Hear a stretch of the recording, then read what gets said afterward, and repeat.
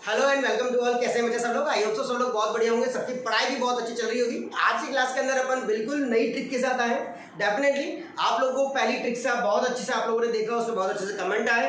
उन कमेंट के बेसिस पर अपन लोग आज की नई ट्रिक को लेकर के आए। देखते हैं आज अपन बायनोमियल थ्योरम में कितना धमाल मचाते हैं और आप लोगों को कितना बायनोमियल थ्योरम ईजी करके देते हैं। ठीक है बच्चों, तो आज की क्लास को बहुत ध्यान से समझना क्योंकि ये एक सेट पैटर्न क्वेश्चन है जो आपका एग्जाम में आता है। जैसे मैंने यहाँ पे ले रखा है जेईई मेंस 2020 का क्वेश्चन है और ऐसे में आपको प्रीवियस ईयर्स के क्वेश्चन कराऊंगा जो आपके इस ट्रिक के बेसिस पर हो जाएगा। आज का जो ट्रिक का टॉपिक है वो है नंबर ऑफ इंटीग्रल्स, यानी इंटीग्रल टर्म। इंटीग्रल टर्म मतलब इंटीजर वाली टर्म है ना, या फिर इरेशनल टर्म पूछे या फिर रैशनल पूछे। बेटा रैशनल टर्म के रेस्पेक्ट में मैं आपको ट्रिक बताऊंगा। अगर आपको इरेशनल टर्म का क्वेश्चन एग्जाम में पूछ लेते हैं तो आपको कुछ नहीं करना है, टोटल टर्म में से रैशनल टर्म को माइनस कर देना है। आपका इरेशनल टर्म की ट्रिक भी यहाँ पर लग जाएगी। मतलब मैं एक साथ आपको 3 अलग अलग प्रोफाइल के क्वेश्चन को एक ही पैटर्न पर किस तरीके से किया जा सकता है वो मैं आज की क्लास में डिस्कस करूंगा। ठीक है, अभी तक अगर आप लोगों ने प्रीवियस ट्रिक्स नहीं देखी तो बेटा go to the I button and see all the previous tricks जो मैंने परमुटेशन कॉम्बिनेशन की बनाई हुई है, इंटीग्रेशन की पूरी बनाई हुई है, एओआई आपका बिल्कुल इजी कर दिया है। तो बच्चों ऐसे में आपको कई चैप्टर्स की ट्रिक दे चुका हूं। अगर आप लोगों ने अभी तक वो सारी ट्रिक्स नहीं देखी है तो बच्चा डेफिनेटली मेरी प्लेलिस्ट में जाना। मैंने मेरे कमेंट सेक्शन के अंदर पूरा का पूरा लिंक दे रखा है, किसका पूरी प्लेलिस्ट तैयार कर रखी है। इंटीग्रेशन की ट्रिक्स की, डिफरेंशिएशन की ट्रिक्स की, आपको ट्रिग्नोमेट्री का करना है तो उसकी कई ट्रिक्स हैं और एओआई वगैरह वगैरह अपने बहुत सारी ट्रिक्स आपको दे रखी है। ठीक है, तो बहुत सारे चैप्टर्स की ट्रिक्स में दे चुका हूं और बहुत सारे चैप्टर्स की ट्रिक्स में आगे भी देने वाला हूं। वो सेट पैटर्न क्वेश्चन जो मेरे कमेंट बॉक्स में आते हैं और बच्चों के पास आते हैं और मुझसे कहते हैं सर ये चैप्टर मेरा थोड़ा सा वीक है, इस चैप्टर के क्वेश्चन को करने में मुझे टाइम लगता है, तो बच्चों उन चैप्टर्स के क्वेश्चन की ट्रिक मैं आप लोगों को डेफिनेटली आज की क्लास में प्रोवाइड कराऊंगा। Firstly, welcome to all of you on the matrix classes. Myself, Dr. Gaurav Vijay, 14+ years of experience in the field of JEE and in the field of research also. काफी बच्चे NDA में मेरे through select हो चुके हैं, कई JEE mains का paper आप बिल्कुल क्लिक कर चुके हो। तो बच्चों उन सब प्यारे बच्चों के थॉट्स के रेस्पेक्ट में ही मैं ये आपके ट्रिक्स के सेशंस आप लोगों के सामने शेयर कर रहा हूँ। ठीक है, तो डेफिनेटली अगर किसी ने अभी तक चैनल को लाइक नहीं किया या सब्सक्राइब नहीं किया तो बेटा डेफिनेटली सब्सक्राइब कर लेना, क्योंकि इस तरीके से आपके यूजफुल वीडियोस में कंटिन्यू फॉर्मेट में आपको देता रहूँगा और आपके लाइक्स और कमेंट्स के रेस्पेक्ट में ही मेरा थोड़ा मोटिवेशन और ज़्यादा बढ़ेगा और मैं और ज़्यादा चैप्टर्स आप लोगों के साथ शेयर कर पाऊंगा। तो जल्दी से देख ले, पहले वीडियो बिल्कुल प्रॉपर आ रहा है, कोई इशू तो नहीं आ रहा? बिल्कुल आपको बिल्कुल सही है, कोई दिक्कत नहीं है। सबसे पहली बात, आज का एक क्वेश्चन जो मैंने यहाँ लिया है उसको ट्रिक के बेसिस पर कैसे करते हैं उसको मैं आपके साथ शेयर करूंगा। सबसे पहले देखो जेईई मेन 2020 का क्वेश्चन है नंबर ऑफ इंटीग्रल टर्म्स। इस टाइप का question, in the expansion of this one 3 की पावर 1/2, 5 की पावर 1/n इज एक्जैक्टली 33। जो मैं ट्रिक बताने वाला हूँ वो इस 33 की है, बट यहाँ पर ऑलरेडी 33 दे रखा है, तो यानी क्वेश्चन को थोड़ा सा उसने घुमाया है। उस घुमाए हुए क्वेश्चन को अपन सीधा करने की कोशिश करेंगे और लीस्ट वैल्यू बताएंगे किसकी, n की। बट उसके पहले अपन ट्रिक सेशन के अंदर आ जाते हैं। पहले ट्रिक को ध्यान से समझ लो, हमेशा आपकी क्वेश्चन फॉर्मेट ऐसी होगी। इस क्वेश्चन फॉर्मेट को आपको किस तरीके से चेंज करना है उसको अपन आज की क्लास में देखेंगे। सबसे पहले बात बेटा, यहाँ पर देखो a की पावर 1/p, b की पावर 1/q। a कौन है यहाँ 3, b कौन है यहाँ 5, p कौन है यहाँ 2 और q कौन है यहाँ पर 8 और n कौन है यहाँ पर n। ठीक है, तो बच्चों सबसे पहले आपको पहली स्टेप और पहला काम जो करना है वो ये है, आपको ये देखना है कि ए और बी आपके नंबर क्या है। सबसे पहले ए और बी आपके पास क्या होने चाहिए, प्राइम होने चाहिए। A and B are prime, ये आपके पास क्या होने चाहिए, प्राइम नंबर्स होने चाहिए। अगर ये प्राइम नंबर नहीं है तो पहले प्राइम नंबर बनाना, मतलब प्राइम नंबर तो सब लोग जानते हो ना कि खुद से ही डिविजिबल वाले। तो ए और बी आपके क्या होने चाहिए, पहली स्टेप प्राइम होनी चाहिए, सिर्फ और सिर्फ प्राइम ओनली। ठीक है, इसके बाद सेकंड स्टेप आपको काम करना है, ये मैं आपको बता रहा हूँ इसलिए टाइम लगेगा, वरना जब आप करोगे ना एक बार प्रैक्टिस करने के बाद तो ये आपको बहुत जल्दी हो जाएंगे। इसके बाद आपको एलसीएम लेना है बच्चा, किसका, पी और Q, LCM of P and Q. जो भी आपकी पावर में टर्म्स हैं दोनों का क्या लेना है, एलसीएम लेना है। एक बार आपने एलसीएम ले लिया तो तीसरा काम आपको क्या करना है, n/t, n जो भी पावर में होगा। से मैंने इन दोनों का एलसीएम आया, कितना आया, t आया, या मैं कह दूं इन दोनों का एलसीएम आपके पास कितना आ गया, x आया। बाई चांस मैंने बोला इन दोनों का एलसीएम कितना आया, x आया, तो n/, में आपने क्या किया, x किया। n/x करोगे, ये ग्रेटेस्ट इंटीजर फंक्शन है। हो सकता है मैं इन दोनों को डिवाइड करूं तो पॉइंट्स में टर्म आए तो आपको ग्रेटेस्ट इंटीजर लेना है, मतलब जैसे 5.5 आ गया तो आपको 5 लेना है। एग्जैक्ट वैल्यू आपको यहाँ पर मिलनी चाहिए। तो से ये आपने किया तो ये आपका कितना आ गया, t आ गया। ठीक है। तो अब या तो आपका जो नंबर होगा वो टी ही होगा, या फिर जो नंबर होगा वो आपका क्या होगा, टी प्लस का 1 होगा। अब आप क्या कह रहे हो, ये चीज क्या है, ये समझ नहीं आई। अभी क्वेश्चन से अपन देखेंगे तो ये और भी ज्यादा क्लियर हो जाएगा। तो टिल एंड तक वीडियो को जरूर देखना, क्योंकि बहुत इंपॉर्टेंट और बहुत बेनिफिशियल ट्रिक है आपकी, जो आपकी बायनोमियल थ्योरम के रेस्पेक्ट में आप लोग हर क्वेश्चन में लगा सकते हो। और ये एक पैटर्न क्वेश्चन है जो एग्जाम में पूछते ही पूछते हैं। तो एन अपॉन एक्स क्या किया, या तो टी आया तो या तो टी ही नंबर होगा या टी प्लस 1 होगा। अगर वो एक्जैक्टली डिविजिबल हो रहा होगा तो बड़ा वाला नंबर लेना है इन दोनों में से। क्या कह रहा हूं, अगर वो एक्जैक्टली डिविजिबल हो रहा होगा तो आपको बड़ा वाला नंबर लेना से। अगर मैं बोलूं टी प्लस 1 आपका कब आएगा, if zero can be a divisor, if zero can be a divisor, जब जीरो आपका डिवाइजर आएगा तभी आपके पास क्या होगा, टी प्लस 1 होगा। अदरवाइज आपका आंसर कितना आ जाएगा, टी आ जाएगा। ठीक है, समझ गए। चलो जितना समझो उसके अकॉर्डिंग इसको अप्लाई करने की कोशिश करते हैं, किस तरीके से लगेगा। If the number of integral terms in the expansion 3 की पावर 1/2 5 की power 1 whole power n is exactly 33, then the least value of n बताओ क्या हो। तो बच्चा सबसे पहले लीस्ट वैल्यू बताने के लिए पहले चेक करो क्या ये दोनों प्राइम है। हाँ ये दोनों प्राइम है, 3 और 5 प्राइम होते हैं। अब आपको पहला काम क्या करना है बच्चा, एलसीएम लेना है। तो आपने एलसीएम लिया किसका, 2 का और 8 का। 2 और 8 का एलसीएम लूंगा तो ऑटोमेटिकली बच्चा कितना आएगा, 8 ही आएगा। सेकंड काम आपको क्या करना है, एन कितना है आपका, ये बाय कितना, जो भी आपका ये आया था इसको आपने क्या बोला है, यहाँ पर एक्स बोला है तो एक्स, एन अपॉन एक्स। अब वैसे तो यहाँ से आपको पता लगता है इनको डिवाइड करने पर डिवाइड वाली चीज आपको पहले से क्वेश्चन में दे रखी है कि यहाँ पर कितना आया, 33 आया। यानी इसके रेस्पेक्ट में आपको दो चीजें मिल रही है, या तो एन अपॉन 8 आपका 32 होगा या एन अपॉन 8 आपका एग्जैक्टली 33 होगा। इन दोनों में से कोई एक हुआ, आपको एन की वैल्यू या तो 32 होगी और उसमें एक 1 ऐड किया होगा, या फिर एग्जैक्टली आपके पास क्या होगा, 33 होगा। तो यहाँ से आपके दो चीजें तो मिल गई, एन की वैल्यू 8 2 जा 16, 8 या 24 और 25 256, और या फिर आंसर होगा आपका 8 3 जा कितना 24, 8 3 जा 24 25 26, या तो 256 होगा या 264 होगा। यानी आपका आंसर बी तो हो नहीं सकता और डी तो हो नहीं सकता, ये दोनों तो एलिमिनेट हो गए।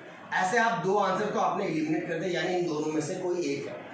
अब इन दोनों में से कौन सा है उसके लिए आप लोग एक काम करोगे बच्चा, इसके लिए आप जनरल टर्म निकाल करके रख लो। इस जनरल टर्म से आपको एक्यूरेसी मिलेगी क्वेश्चन की रेस्पेक्ट में, है ना। टी आर प्लस 1 क्या फॉर्मूला होता है बेटा, एनसीआर, है ना, एनसीआर। ठीक है, पहले वाला टर्म कौन है, 3 की पावर 1/2 की पावर n माइनस का r और 5 की पावर 1/8 की पावर कितना r। तो ये एनसीआर तो ठीक है, 3 की पावर ये n माइनस का r अपॉन 2 हो गया और ये 5 की पावर r अपॉन 8 हो गया। अब आप बेटा n की वैल्यू आपको चाहिए और अब आपने क्या किया, यहाँ पर r की जगह पहले 0 प्लेस किया, तो ये इससे तो कोई फर्क पड़ता ही नहीं है और कहीं पर भी नहीं पड़ेगा क्योंकि आप r की जगह 0 डालोगे। यानी आपने क्या किया, n/2 बचा, n/2 बचा। तो यहाँ से पता लग गया कि आपका नंबर क्या होगा, इवन होगा, तभी वो 2 से डिविजिबल है। इंटीग्रल मतलब इंटीजर मतलब एग्जैक्ट वैल्यू। तो एग्जैक्ट वैल्यू कब आएगी, जब n की वैल्यू क्या होगी, इवन होगी। तो n की वैल्यू इवन कहाँ पर है, 32 पर आपका इवन है। तो यानी ऑटोमेटिकली आंसर क्या हो जाएगा आपका 256। क्या ये वाली बात आपको समझ आ गई है कि आपका 256 आंसर हो जाएगा एग्जैक्टली या नहीं, क्यों, या फिर आपने उसके अंदर 1 ऐड किया होगा। जल्दी से सोचो और जल्दी से मुझे बताओ कि इसका आंसर आप लोगों के सामने, आप लोग क्या सोचते हो कि क्या होना चाहिए और किस पैटर्न पर होना चाहिए। डन, तो 256 समझ गया है, क्योंकि ये पूरा इंटीग्रल नंबर आना चाहिए, पूरा इंटीग्रल डिवाइड होना चाहिए, तभी आपको बैठेगा, वरना नहीं। डन, चलो आई होप सो ये आपको एग्जैक्ट कैलकुलेशन के अकॉर्डिंग समझ आ गया होगा। अपन अगले क्वेश्चन को देखेंगे, अगला क्वेश्चन भी इसी फॉर्मेट में किस तरीके से होगा, ठीक है। डन। चलो अगले क्वेश्चन से और ज्यादा बेटर क्लियर होगा, हो सकता है इसमें कोई डाउट रह जाओ। n/2 आया, इंटीजर आएगा। इंटीजर मतलब क्या होता है बच्चों, एग्जैक्ट वैल्यू, पॉइंट्स में नहीं होनी चाहिए। तो आपको कहाँ से मिलेगी, 32 से, इसलिए आंसर कितना, 256। अब देखते हैं अगला क्वेश्चन जो आपके अगले एग्जाम में आया है 2019। देख लो 2022 में आ चुका है, अब 2019 में कौन सा क्वेश्चन आया उसको भी अपन ऑब्जर्व करेंगे, ध्यान से देखना। द क्वेश्चन में राइट अप कर रहा हूँ, जस्ट अ मिनट बच्चों। The total number of irrational terms, क्या कह रहा है, the total number of irrational terms, pattern change हुआ है और कुछ भी चेंज नहीं हुआ। Irrational terms in the binomial expansion, जो आपका बाइनोमियल एक्सपेंशन है ऑफ 7 की पावर 1/5 माइनस 3 की पावर 1/10, इसकी होल पावर कितना 60 इज क्या। बस अब आपको ये बताना, ये आपका आया था 2019, भले आप लोग देख सकते हो आपके प्रीवियस ईयर्स के पेपर्स में सेम क्वेश्चन आपको मिल जाएगा और आप लोगों को तब भी लगेगा कि हाँ वाकई में एग्जैक्टनेस इसी को कहते हैं। 55 ऑप्शन दे रखे हैं, 49 ऑप्शन दे रखे हैं, बच्चा कितना 48 ऑप्शन दे रखे हैं, आपको कितना 54। अब आपको इसके अकॉर्डिंग काम करना है। सबसे पहली बात जो चीज़ है, पहला नंबर देखो, क्या ये दोनों नंबर प्राइम है? ए और बी 7 और 3 प्राइम है, बिल्कुल प्राइम है। पहला काम क्या कहता है, फर्स्ट स्टेप क्या कहती है बच्चा, एलसीएम लो, किसका पी और क्यू का, तो 5 और 10 का अगर मैं एलसीएम लूँगा तो ऑटोमेटिकली 10 ही आएगा।